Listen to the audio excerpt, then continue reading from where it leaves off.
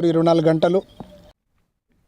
హైదరాబాద్ కూకట్పల్లి అల్లాపూర్ భూమి వ్యవహారంపై ఆరోపణలు తీవ్ర చర్చకు దారితీశాయి. ప్రభుత్వ భూమి అక్రమ నిర్మాణాలపై స్థానిక నేతలు చేసిన వ్యాఖ్యలను కాంగ్రెస్ పార్టీ తీవ్రంగా ఖండిస్తూ గత ఎన్నికల్లో ఓట్ల కోసం తప్పుడు ప్రచారం చేశారని ఆరోపించింది. రెవెన్యూ, పోలీసు శాఖలు ఇప్పటికే అక్రమ నిర్మాణాలపై చర్యలు తీసుకున్నాయని పేర్కొంటూ రాజకీయ బురద జల్లే ప్రయత్నాలు మానుకోవాలని, ప్రజా సమస్యల పరిష్కారంపై దృష్టి పెట్టాలని సూచించింది. గారు ఉంటే మీరు ఆయనతో చర్చకు దిగండి, ప్రత్యేక చర్చకు పాల్గొనండి.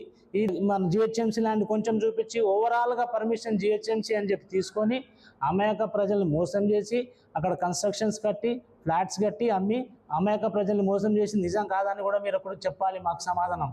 ఎస్పీ నగర్లోని మార్కెట్ యార్డ్ కబ్జా చేసింది మీరు కాదా? 6th ఫేజ్ టెంపుల్ ల్యాండ్ కబ్జా చేసింది మీరు కాదా?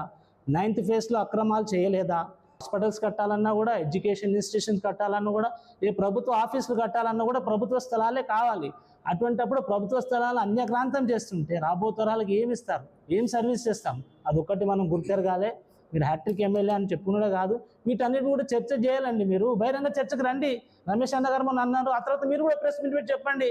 అవసరమైతే ఒకటే చర్చ వేదిక మీద ఆయన మీరు కూర్చొని చర్చించుకోండి. అప్పుడు తెలిసిపోతుంది ఎవరు ఏందనేది. కాబట్టి మీకు జరుగుతున్న మీ 10 ఏళ్ల పాలన గురించి కానీ, ఇప్పుడు ఆ రమేష్ అన్న కార్యాలయంలో ప్రతిరోజు మీపై వచ్చిన ఎన్నో ఫిర్యాదులు కూడా అన్నీ కూడా రికార్డ్ అయి ఉన్నాయి. దానిపైన కూడా ఏవి కక్ష సాధింపు చర్యలకు పాల్పడి వ్యక్తిగత కక్షలకు పాల్పడాలని చెప్పేసి రమేష్ అన్న ఏనాడు కూడా పూనుకోలేడు. అటువంటి వ్యక్తిత్వమే రమేష్ అన్నది కాదు. కాబట్టి ఇవన్నీ కూడా మీరు గుర్తెరిగి మీరు ముందు రోజులన్నా